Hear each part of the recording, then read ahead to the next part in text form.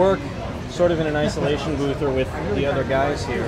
What's it like coming to a place like this and seeing the reaction? It's a real thrill to come to Comic-Con and to get all the enthusiasm from the fans who love these shows. I mean, they're very excited, and we're performers, and most of us come from live performing, and as voice actors, we don't get an audience anymore other than just ourselves in the studio together. But to have a live audience out there, loving what we do, it's really fun, and I think the fans really get a lot out of it too. I mean, it's great, and I wish we could do it more often. So, you do the voice of all the clones on the show. Yep. Which one's your favorite? Which clone? Is there a favorite? A favorite clone? I mean, I really like Rex because he is this rock. He is a rock, steady, dependable soldier. He's smart. He's got a little bit of a sense of humor to him. He's a really good guy, and he is a fixed point. He never changes that. He's very heroic in that sense. So I got to say, I really like Rex. I like them all, but in particular Rex. Okay.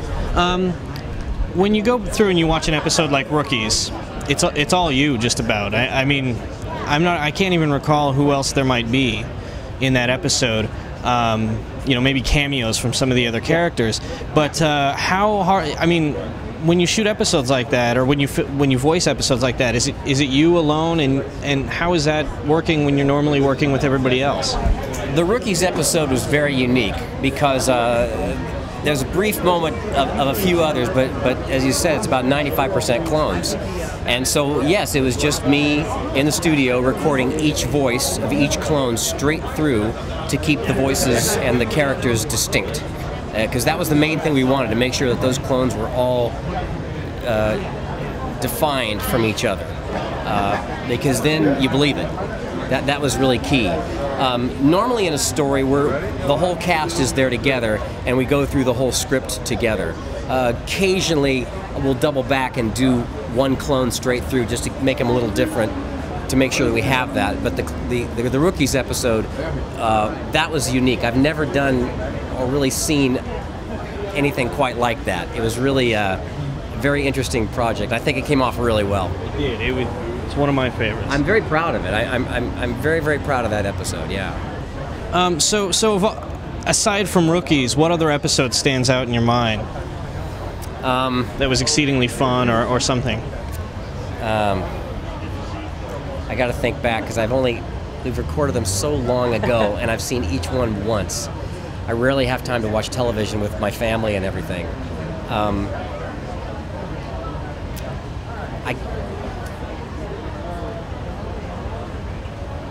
Now, see, I don't know them well enough to talk about them. Okay, no, that's fine.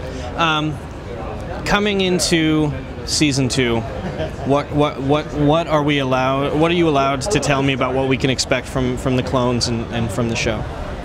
What I can tell you about season 2, I haven't seen it, but I've been in most of the recordings. The theme is the rise of the bounty hunters, and there's bringing in more additional characters that you may have only seen before, but that have not really been deeply explored yet. And that's part of what's really great about this series, is they can devote an entire episode or even a few episode story arc to characters that before were just maybe named but never even had a voice. So there's more of that. I know the battles are bigger and more spectacular. It's basically just more of where they were going towards the end of the first season, and it's going to be really fantastic. Are you voicing any of these new bounty hunters? I am voicing one of the bounty hunters, but I don't think I can tell you who that might be or anything about it. You seem like a fit. Trouble. You seem like a fit for Bosk. Oh, that's an interesting conjecture. That's an interesting conjecture. Okay. Okay. I like Bosk. Everybody likes Bosk. Yeah. But is there anything else about the show that you want to say? I think it's a real testimony to the writers and to the dedication of the creative people that make this, that they're able to flesh this universe out and get such a so many interesting stories, and to really fill out this thing in a way that it does not feel reused, that it feels new and fresh and interesting and cool. And it's really, for me, it's to their credit that the show is so great and such an ease and fun thing to do. With all the voice acting you've done over the years, is there anything that you've done that's quite like jumping into the Star Wars universe with this kind of reaction to it? Is there anything that you've done that's comparable to that, or is that kind of a new thing? No, this is not like anything I've done. It's the fan base and the history. It's also something that meant a lot to me when I was a kid.